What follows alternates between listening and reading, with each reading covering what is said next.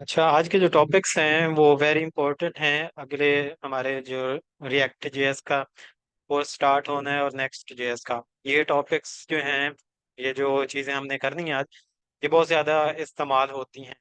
तो इनकी समझ होना बहुत ज़्यादा ज़रूरी है। तो एक फ़ाइल मैंने बनाई हुई है यहाँ पर, ये हेलो जेएस के नाम से, start dot H T M L की। तो इसको हम ओपन करते हैं वीएस कोड में।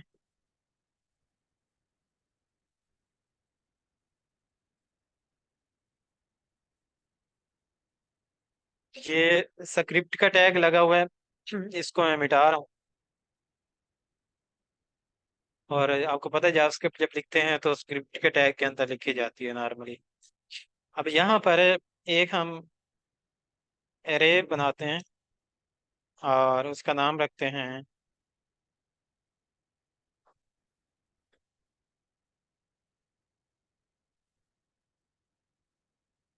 और इसमें हम वैल्यूज डाल देते हैं 1 2 3 4 5। ये एक एरे मैंने बनाया है और इसमें ये वैल्यूज डाल दी। और अभी इस माई एरे को मैं एक और वेरिएबल के बराबर रख देता हूँ, और उसका मैं नाम रख लेता हूँ your array is equal to my array. और मैं कंसोल डॉट लॉग करवाता हूँ अब इस यूआर एरे को। तो कोई बता सकता है इसमें क्या वैल्यू आएगी? यूआर एरे में क्या वैल्यू आएगी, कोई बता सकता है? इसको सेव करते हैं और हम इधर अपने यहाँ इसको रिफ्रेश करेंगे और इंस्पेक्ट करके कंसोल में चेक करेंगे। तो किसी ने बताया है माई एरे वाली वैल्यू आएगी, ठीक है। महीउद्दीन ने बताया है। अच्छा, ये वो एरे उसने बताया, और चेक करते हैं वैल्यू क्या है इसके अंदर, इसको ओपन करके। हाँ, ये 1 2 3 4 5 तक है, और ये इसकी लेंथ भी बता रहा है कि 5 इसकी लेंथ है। अच्छा, अब ये करते हैं, अब हम जो यूअर एरे है उसमें मैं एक और वैल्यू डालना चाहता हूँ। मैंने आपको कहा था कि आपका टेस्ट भी साथ में हो जाएगा। तो कोई बता सकता है कि यूअर एरे में एक और वैल्यू डालनी हो 6 की, तो मैं कैसे उसमें पुश कर सकता हूँ? वैसे मैंने बता दिया है कि मैं कैसे उसमें पुश कर सकता हूँ। तो पुश करेंगे, पुश करते हैं वैल्यू उसमें से, और 6 में उसमें पुश कर सेव करेंगे। और अब कंसोल करके यूआर एरे की वैल्यू चेक करेंगे, तो देखते हैं क्या आता है। इंस्पेक्ट किया है और कंसोल में गए, और ये आया है 1 2 3 4 5 6, क्योंकि एक वैल्यू उसमें और पुश हो चुकी है। अच्छा, अब मैं उसके नीचे एक और, मैं अब माई एरे को भी कंसोल करवा के चेक करता हूँ। और यहाँ मैं लिखता हूँ माई एरे, और कॉमा लगा के मैं लिख देता हूँ कि ये माई एरे है। कोई बता सकता है माई एरे में क्या वैल्यू आएगी कंसोल में, और यूआर एरे में क्या वैल्यू आएगी?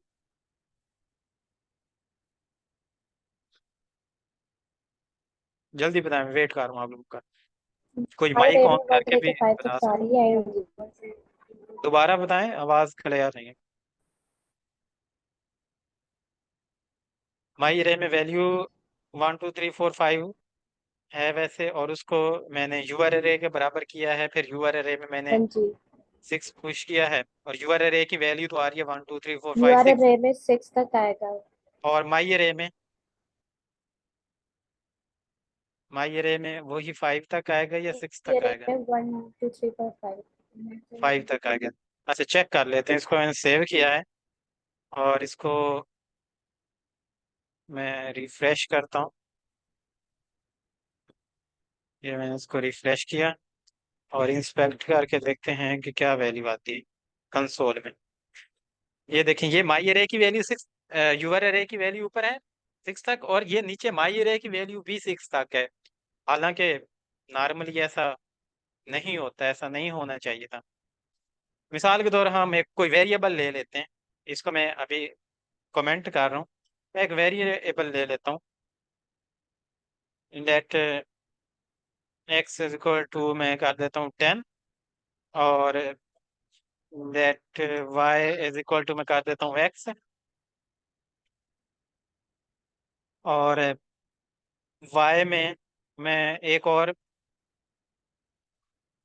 वैल्यू उसमें ऐड करवा देता हूँ, जो वाई की पहली वैल्यू है उसमें एक और ऐड कर दो, तो वाई हो जाएगा अब 11। और कंसोल डॉट लॉग मैं करवाता हूँ दोनों को, एक्स को भी, पहले एक्स को और नीचे फिर वाई को, एक्स और नीचे वाई।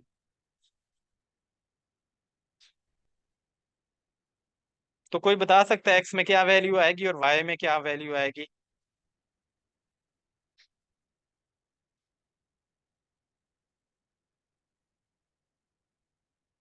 एक्स में कमेंट में कोई बता रहा है कि एक्स इज इक्वल टू 10 और वाई इज इक्वल टू 11। अच्छा, चेक कर लेते हैं कि क्या वैल्यूज आती हैं। रिफ्रेश किया, इंस्पेक्ट करके चेक किया, ये क्या पुरानी वैल्यूज क्यों आ रही हैं? मैंने सेव नहीं किया क्या? हाँ, सेव नहीं किया। रिफ्रेश करेंगे और इंस्पेक्ट करके चेक करेंगे एक्स की वैल्यू कितनी आती है और वाई की। एक्स की 10 है और वाई की 11 है। अब ये मसला सिर्फ एरेज के साथ होता है और ऑब्जेक्ट्स के साथ होता है, कि जब हम किसी एरे को दूसरे एरे के बराबर कर देते हैं और फिर दूसरे एरे में हम कोई चेंजेस करते हैं, तो वो इफेक्ट पहले एरे पर भी पड़ता है, पहले एरे पर भी वो इफेक्ट पड़ता है, जिसकी वजह से हमारा जो कैलकुलेशन है, हो सकता है वो पहले पहले एरे के हिसाब से हम कुछ कैलकुलेशन कर रहे हो, बाद में उस एरे को हमने किसी और एरे के बराबर किया, बेशक आगे उसको किसी और एरे के बराबर कर दें, और थर्ड वाले में फोर्थ वाले में हम कोई चेंजेस करें, तो जो इनिशियल एरे था उसमें भी वो चेंज हो जाती है वैल्यू। इसी तरह अगर हम कोई ऑब्जेक्ट ले लें, लेट माई ऑब्जेक्ट ले लेते हैं, और इसकी वैल्यू, ऑब्जेक्ट आपको पता है इस तरह लिखते हैं, और नेम लिख लेते हैं हम। अच्छा, फर्स्ट इस तरह भी लिख सकते हैं, कोड के बगैर भी, और नेक्स्ट कोड में वसीम, और कॉमा, दूसरी इसकी वैल्यू हम लिख लेते हैं एज, और वो है 26 हम लिख लेते हैं। और अब इस माई ऑब्जेक्ट को मैं स्टोर करता हूँ किसी और ऑब्जेक्ट में, यूआर ऑब्जेक्ट मैंने उसका नाम दे दिया, और इज इक्वल टू मैं कर देता हूँ माई ऑब्जेक्ट, और फिर मैं यूआर ऑब्जेक्ट की एज जो है वो चेंज करता हूँ। कोई बता सकता है इस ऑब्जेक्ट की एज कैसे चेंज की जा सकती है?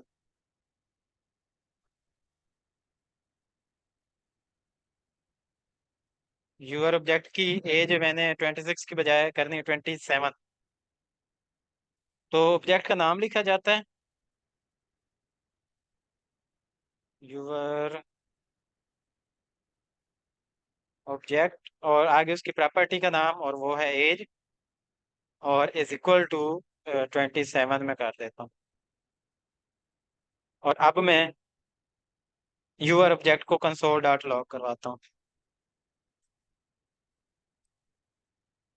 और इसमें मैं लिखता हूँ यूआर ऑब्जेक्ट,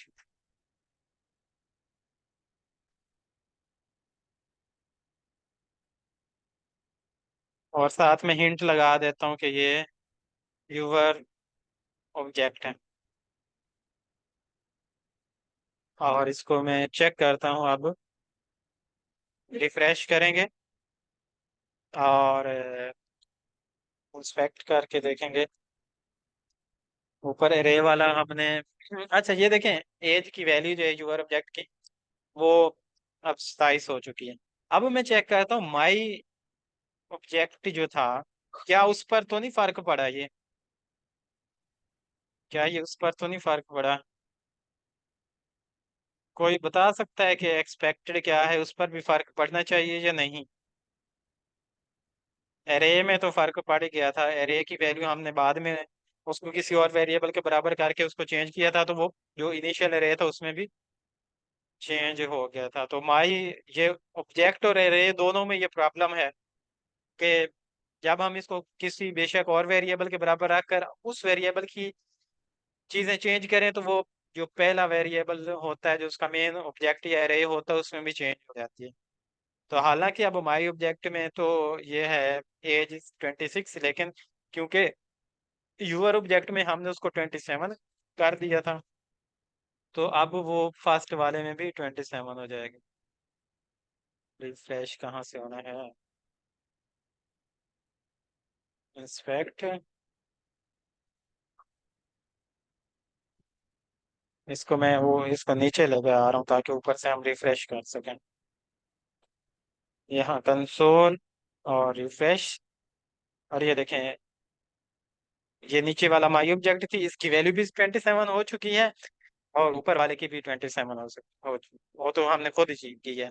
और इसी तरह एरे में भी। तो ये एक प्रॉब्लम है, इस प्रॉब्लम की जो सोल्यूशन होता है कि ऐसा ना हो, तो उसके लिए हम यूज करते हैं separate operator. Very important interview का क्वेश्चन है। जावास्क्रिप्ट या रिएक्ट का इंटरव्यू हो और सेपरेट ऑपरेटर के बारे में उसमें ना पूछा जाए, ये हो ही नहीं सकता। और ये मेन क्वेश्चन होता है सेपरेट ऑपरेटर। अगर हम सेपरेट ऑपरेटर को यूज करते हुए इसकी कॉपी बनाएं, ये असल में हम कॉपी बना रहे हैं ना, कि इसकी कॉपी इसमें हम स्टोर करवा रहे हैं, तो फिर वो चीजें चेंज नहीं होती हैं। मतलब कि माई ऑब्जेक्ट की मैं कॉपी बनाकर यूआर ऑब्जेक्ट में डाल रहा हूँ, तो साथ 3 डॉट वो होते हैं, 3 डॉट लगाएं तो वो उसका सेपरेट ऑपरेटर बन जाता है। सेपरेट ऑपरेटर क्या करता है, ऑब्जेक्ट के अंदर जो भी चीजें हैं उनको एक दफा कॉपी बना लेता है, इतनी चीजों को या एरे को, और फिर इसको किस में हमें स्टोर करना पड़ेगा, उसको दोबारा से एक जो नया ऑब्जेक्ट है हमारे पास, मतलब कि खाली जो करली ब्रैकेट्स हैं हमें उनमें उसको स्टोर करना पड़ेगा, इस तरह करके। इस तरह करने के बाद अगर हम इसको एज को 27 करें, तो फिर ये माई ऑब्जेक्ट की जो एज है उसमें चेंज नहीं आएगी, क्योंकि उसने ऑब्जेक्ट की कॉपी बनाई है और फिर उसको स्टोर किया है।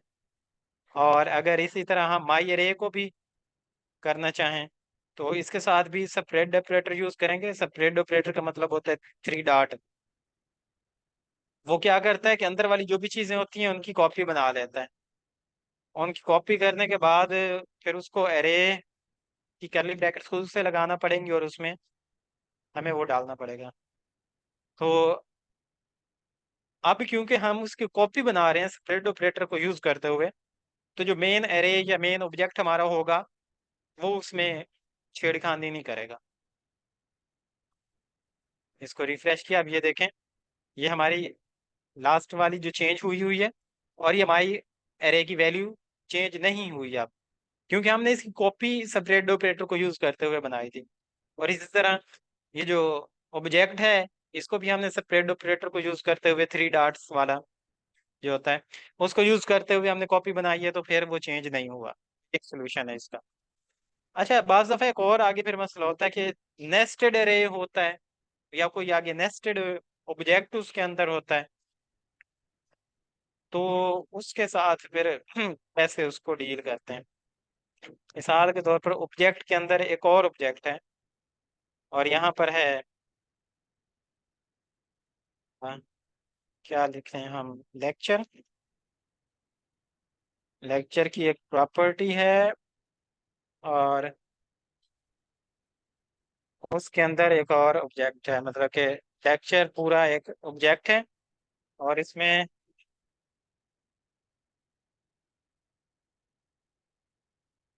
इसको मैं थोड़ा सा जूम किया अभी, और इस लेक्चर के अंदर मैं इसका लिखता हूँ टॉपिक, और अच्छा उसको कोड के बगैर लिखते होते हैं नॉर्मली, टॉपिक और आगे कॉलन, और आगे इसको मैं लिखता हूँ वेब। और एक और इसकी प्रॉपर्टी दे लेते हैं कॉमा लगाकर, मार्क्स, और उसको मैं लिख देता हूँ लेट्स सपोज 10। तो अब मैं इसकी एज भी चेंज करता हूँ, और मैं इसकी ये जो टॉपिक है इसको भी चेंज करना चाहता हूँ। ये वेब गलती से मैंने लिख दिया, मैं इसको वेब डेवलपमेंट लिखना चाहता हूँ। कोई बताएगा कि कैसे चेंज करेंगे? यहाँ पर क्या लिखेंगे? Your object. मैं जो जिस यूआर ऑब्जेक्ट में कॉपी बना रहा हूँ, उसके अंदर जो चीजें आई हैं मैं उनको चेंज करना चाहता हूँ। यूआर ऑब्जेक्ट डॉट आगे क्या चीज है हमारे पास यहाँ? ये लेक्चर में आएंगे, साथ लिखेंगे लेक, और लेक्चर खुद भी एक ऑब्जेक्ट है तो साथ डॉट लिखेंगे, और आगे लेक्चर के अंदर नाम है उसका टॉपिक। ये लेक्चर के अंदर सब कुछ उसका जो ऑब्जेक्ट है उसका नाम है टॉपिक। और मैं वो टॉपिक चेंज कर रहा हूँ, और उसको मैं लिख देता हूँ वेब डिवेलपमेंट। वेब डेव मैंने लिख दिया है। और हम वो सेपरेट ऑपरेटर को यूज करते हुए कॉपी बनाकर उसमें वो चीजें स्टोर करवा। तो अब कोई बता सकता है कि क्या हमारे जो माई ऑब्जेक्ट है इसमें ये टॉपिक की वैल्यू भी चेंज होगी या नहीं होगी? यूआर में तो जाहिर सी बात है, यूआर ऑब्जेक्ट में तो होगी ही होगी। जल्दी से कोई बता दे। कोई ज्यादा जल्दी बताना चाहता है तो वॉइस में बता सकता है। कमेंट में बता रहे हो होगी चेंज, लेकिन हम स्प्रेड ऑपरेटर यूज कर रहे हैं। तो स्प्रेड ऑपरेटर क्या करता है? उसकी कॉपी बना लेता है। तो ये सफा ने कहा है चेंज होगी, तो कैसे होगी, क्यों होगी भला? हम तो स्प्रेड ऑपरेटर नहीं यूज कर रहे, वो कॉपी बना लेता है, ओरिजिनल को वो चेंज नहीं करने देता। हाँ हाँ हाँ, दो ही तो बातें हैं, या होगी या नहीं होगी। अच्छा, चेक कर लेते हैं कि होगी या नहीं।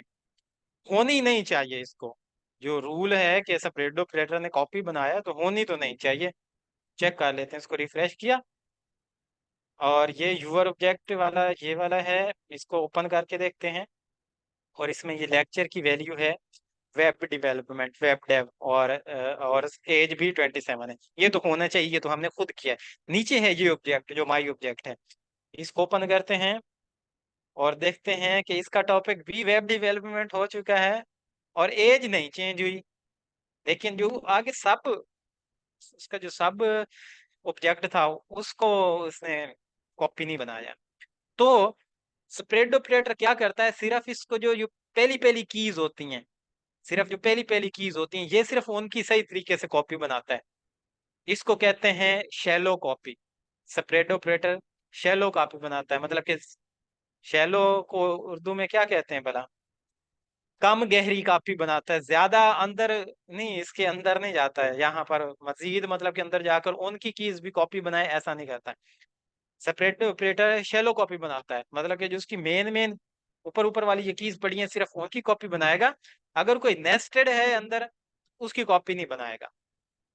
तो इसका अब सोल्यूशन है कि डीप कॉपी बनाई जाए। तो नॉर्मली हम जो डीप कॉपी बनाते हैं वो एक और लाइब्रेरी फिर यूज करते हैं, और उसका एक फंक्शन होता है क्लोन डीप। लाइब्रेरी का नाम है लो डैश। वो मैं यहाँ इस्तेमाल तो आपको करके नहीं दिखाऊंगा, लेकिन मैं एक अपने प्रोजेक्ट में जहाँ पर वो मैंने यूज की हुई है वहां दिखा सकता हूँ कि आपको कि इस तरह मैंने उसको यूज किया हुआ है। तो लोडेश में एक उसकी फंक्शन होता है डीप कॉपी का या क्लोन डीप का। वो क्या करता है? वो डीप कॉपी बनाता है। लेकिन स्प्रेड ऑपरेटर क्या करता है? शैलो कॉपी बनाता है, मतलब कि जो मेन मेन कीज हैं ऊपर ऊपर जो उसको नजर आती हैं उनकी कॉपीज तो सही बनाता है, लेकिन जो अगर आगे नेस्टेड चीजें हो जाए उनको फिर वो सही कॉपी नहीं बनाता, और उसमें चेंजेस करेंगे तो वो पेरेंट में भी चेंज होती है। तो यहाँ मैं सर्च करता हूँ क्लोन डीप के नाम से, ये देखो ये लोडेश एक लाइब्रेरी है, उसमें से मैं क्लोन डीप फंक्शन निकाल रहा हूँ, उसको मैं ये नीचे यूज कर रहा हूँ मुख्तलिफ जगहों पर। ये देखें, सर्च को मैंने क्लोन डीप किया है, मतलब इसकी डीप कॉपी बनाई है, और उसको मैंने फिल्टर किया है ताकि मैं ये जो कस्टमर विद नोट्स है बाद में मैंने इनके साथ छेड़खानी करनी है, मैंने इसके नाम चेंज करने हैं, आगे नोट्स चेंज करने हैं, तो वो मेन कस्टमर्स को अफेक्ट ना करे। तो इसलिए क्लोन डीप का फंक्शन यूज करते हुए मैंने उसकी डीप कॉपी बनाई हुई है। और भी ये बहुत सारी जगहों पर यूज किया हुआ होगा। यहाँ पर भी है। ये देखें, इनवाइस की भी मैंने डीप कॉपी बनाई है। और फिर आगे इनवाइस में मैंने ये मजीद चीजें और लगाई हैं। मतलब कि इनवाइस में मैंने टोटल पेड और लगाया है, और इसमें सर्च आइटम और लगाई हैं। अगर मैं इसकी डीप कॉपी ना बनाता, तो ये सारी चीजें जो यहाँ मैं नीचे लगा रहा हूँ इस इनवाइस के साथ, वो इस मेन इनवाइस के साथ भी लग जानी थी, जो कि मुझे इस तरह का ये बिहेवियर नहीं चाहिए था। तो मैंने इसको फिर डीप कॉपी बनाकर, मतलब कि अंदर नेस्टेड चीजें होंगी, उनको भी आप वो सही तरीके से उसकी कॉपी बना लो। अगर नेस्टेड ना भी हो, तो फिर भी वो ये कॉपी बना लेता। यानी कि ये इस तरह का हमारे पास बेशक बिहेवियर ना भी हो, इस तरह का ना भी हो, तो फिर भी हम क्लोन डीप करते हुए इसकी कॉपी बना सकते हैं। फिर हमारे पास दो ऑप्शन है, या तो सेपरेट ऑपरेटर यूज कर लें, या फिर क्लोन डीप जो लोडेश का एक फंक्शन है उसको यूज कर लें।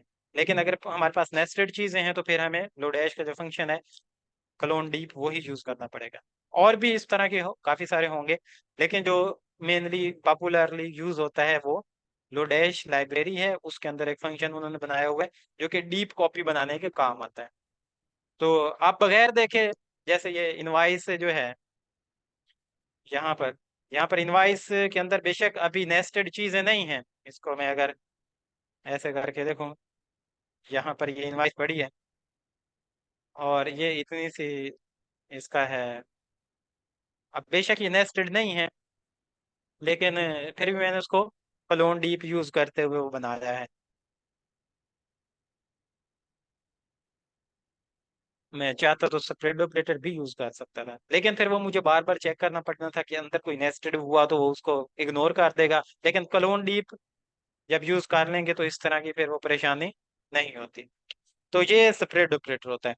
ये एक वेरी इंपॉर्टेंट टॉपिक हमने आज अभी फिलहाल कवर किया है, सेपरेट ऑपरेटर। इसकी समझ आई है सबको? इंटरव्यू का ये क्वेश्चन है। आगे फिर वो सेपरेट ऑपरेटर का पूछने के बाद आपसे पूछता है कि डीप कॉपी क्या होती है, शैलो कॉपी क्या होती है। तो जो डीप कॉपी होती है उसमें आगे जो नेस्टेड ऑब्जेक्ट्स या नेस्टेड एरेज होते हैं उनकी भी कॉपी बन जाती है। और जो हमारी शैलो कॉपी होती है उसमें सिर्फ जो मेन ऊपर वाली कीज, ये पहली पहली कीज नजर आ रही होती हैं, उनकी कॉपी बनाता है। अंदर नेस्टेड अगर कोई चीज है तो उसकी वो कॉपी नहीं बनाता। तो उसमें चेंज आने पर वो ऊपर मेन हमारा जो मेन ऑब्जेक्ट है या मेन एरे एरे है उसमें भी वो चेंजेस आते हैं। अच्छा जी, ये एक टॉपिक हमारा सेपरेट ऑपरेटर, और शैलो कॉपी, डीप कॉपी, और डीप कॉपी कैसे बनाते हैं स्प्रेड ऑपरेटर के जरिए, ये चीजें अभी कवर हुई हैं। उसके बाद है फिल्टर मेथड और मैप मेथड। इसको मैं कमेंट कर रहा हूँ।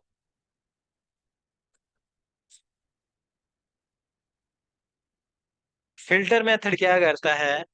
फिल्टर मेथड जिस एरे या ऑब्जेक्ट के ऊपर लगाते हैं उसमें एक कंडीशन बेस एक नया एरे बना कर देता है। मिसाल के तौर पर मैं यहाँ पर इस माई एरे के ऊपर फिल्टर लगाता हूँ, यानी कि ये एरे मुझे फिल्टर करके दो, डॉट फिल्टर। फिल्टर क्या करता है? एक फंक्शन देता है। अच्छा, फंक्शन वो एरो फंक्शन नॉर्मली ये लेता है। तो हम इसको वैसे दूसरा फंक्शन देकर देखते हैं, जो कि वैसे देना तो नहीं चाहिए, लेकिन चलो कोई बात नहीं, चेक कर लेते हैं। मैं चेक कर लेता हूँ कि क्या इसको दे भी सकते हैं। चलो, एरो फंक्शन भी अभी हमने इसके बाद पढ़ते हैं। तो ये फिल्टर क्या करता है, इनमें से हर एक जो एलिमेंट है उसको एक एक करके इस फंक्शन को देता है, और उसका कोई वेरिएबल का नाम रखना पड़ता है। यानी कि एम ए रख लेते हैं, माई अरे।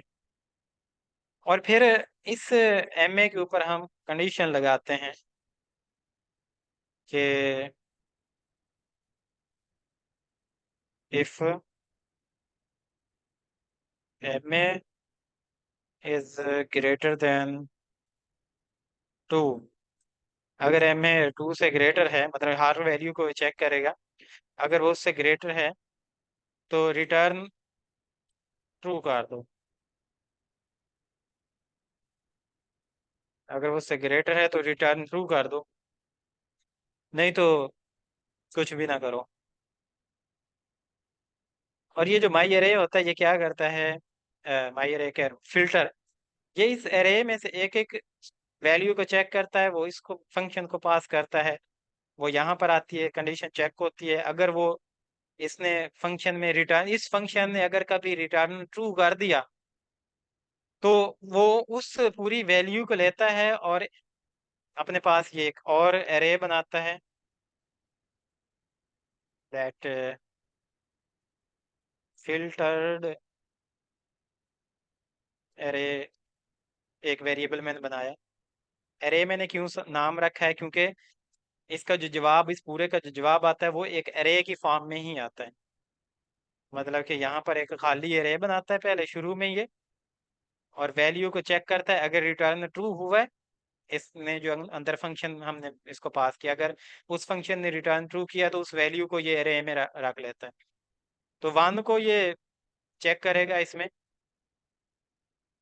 और फंक्शन को देगा, एम ए में वन आएगी, क्या वन टू से बड़ी है, नहीं बड़ी, तो ये रिटर्न ट्रू नहीं हो, और इस एरे में ये कोई वैल्यू नहीं डालेगा।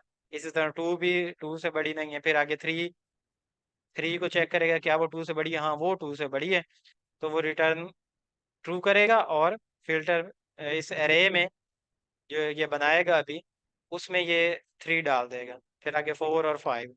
तो हमारे पास इसका जो जवाब है console dot log filtered array, वो क्या होना चाहिए, इस फिल्टर एरे में क्या क्या चीज़ें आनी चाहिए, थ्री फोर फाइव होना चाहिए इसके अंदर। अच्छा, कमेंट किसी ने मैसेज किया है, हाँ डायरेक्ट भी लगा सकते हैं, क्योंकि ये इतना वो है नहीं, कैसे बताया इसने, return M is greater than two, हाँ तो वो ये ट्रू ऑटोमेटिक रिटर्न करवा देगा, क्योंकि अगर वो ग्रेटर देन टू है तो उसका मतलब रिटर्न ट्रू है। इस तरह एक बच्चा कह रहा है कि इसके ऊपर हम डायरेक्ट भी कंडीशन लगा सकते हैं। इसको मैं कमेंट अगर कर दूं और इसकी रिप्लेसमेंट में कह रहा है कि हम ऐसे कर दें, तो यहाँ पर भी ये तब उसको ट्रू करेगा, तब ट्रू रिटर्न करेगा, इसका जवाब तब ट्रू होगा जब वो दो से बड़ा हो, और अगर वो दो से बड़ा नहीं है तो फॉल्स रिटर्न करेगा, और अगर रिटर्न फॉल्स है तो वो इसमें ऐड नहीं करेगा, और अगर रिटर्न ट्रू है तो उसमें ऐड करेगा।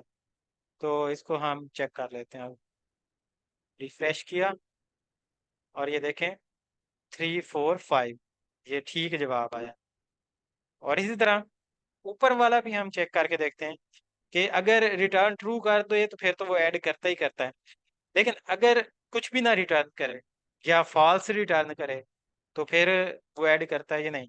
अभी नीचे वाली केस में वो या तो रिटर्न ट्रू करता था या रिटर्न फॉल्स करता था, मतलब कि एम ए जब वन थी तो वो लेस देन टू थी, मतलब कि रिटर्न उसने फॉल्स किया, टू की बारी भी रिटर्न फॉल्स किया, तीन की बारी रिटर्न ट्रू किया।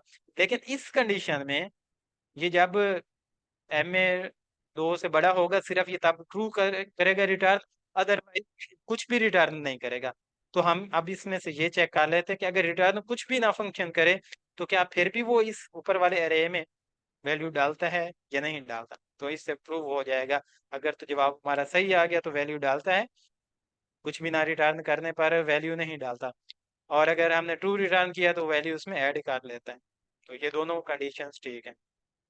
अगर वो ग्रेटर देन टू है, रिटर्न ट्रू हुआ, तो वैल्यू जो इस बारी बारी इस फंक्शन को देकर फिल्टर मेथड चेक कर रहा है वो एक नए अरे में नया अरे बनाता है और उसमें वो ये वैल्यू डालता जाता है। ठीक है, तो ये फिल्टर मेथड है। अब ये है उस तरीके से फंक्शन, नॉर्मल फंक्शन की तरह से। अब एक एरो फंक्शन के जरिए भी ये फिल्टर मेथड यूज होता है। तो वो बाद नेक्स्ट लेक्चर में हम एरो मेथड भी पढ़ेंगे और फिल्टर में वो कैसे यूज होना है वो भी देखेंगे। अभी हम मैप, एक और चीज है मैप, वो चेक कर लेते हैं। उसमें मैप क्या करता है, मैप मैप के अंदर हमने अगर एरे एरे को चेंज करना है तो उसके लिए ये मैप यूज होता है।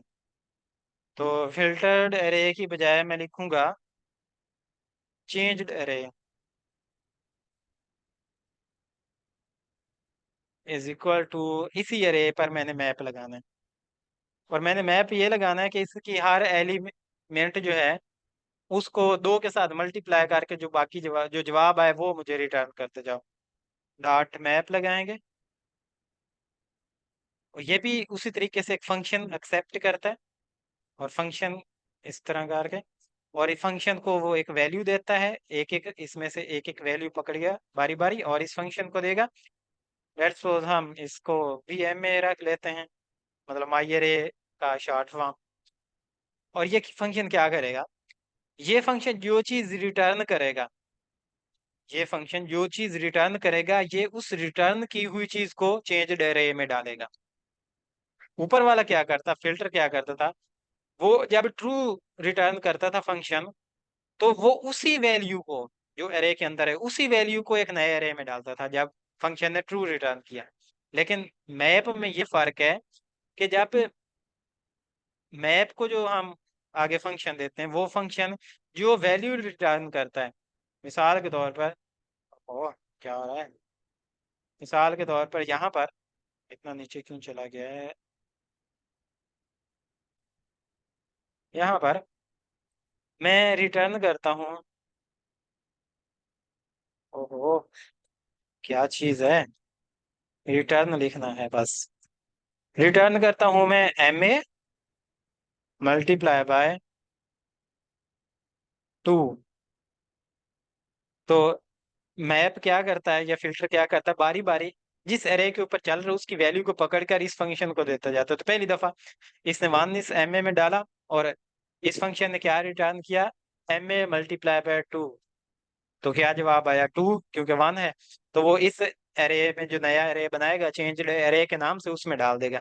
फिर इसी तरह आगे 2 यहाँ पर MA में आएगा और MA मल्टीप्लाई बाय 2, तो 2 2 जार 4, 4 के रिटर्न करेगा और 4 इसमें डाल देगा। पहली वैल्यू 2 आएगी, दूसरी 4 आएगी। इसी तरह 6 और आगे 8 और आगे 10। तो अब मैं चेंज्ड एरे चेक करता हूँ कि क्या आया है, इस चेंज्ड एरे में क्या चीज है, मैप ने क्या किया है।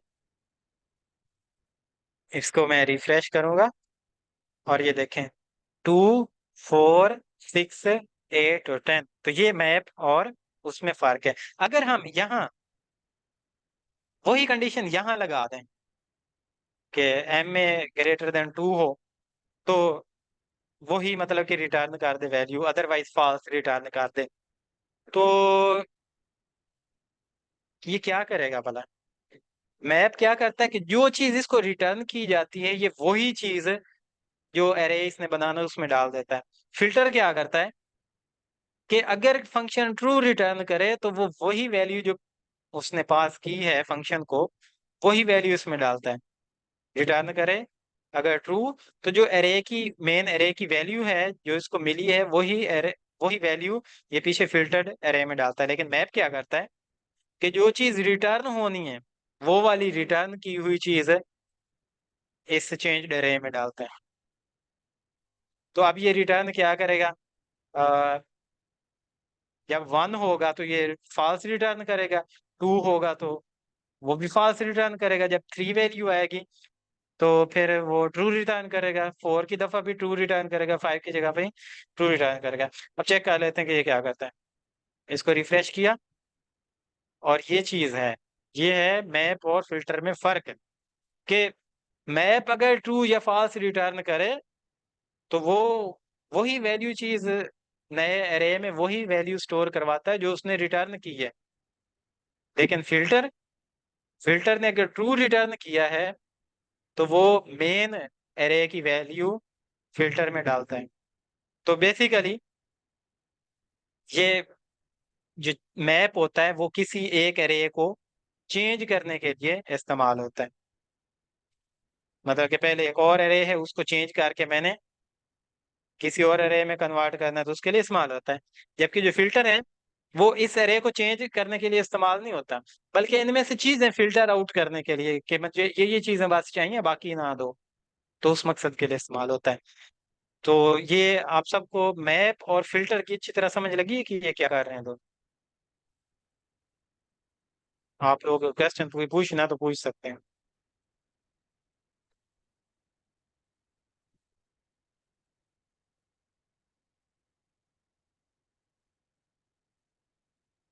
यहाँ पर इसको रिटर्न भी हम कंडीशन बेस्ड रिटर्न भी कर सकते हैं कि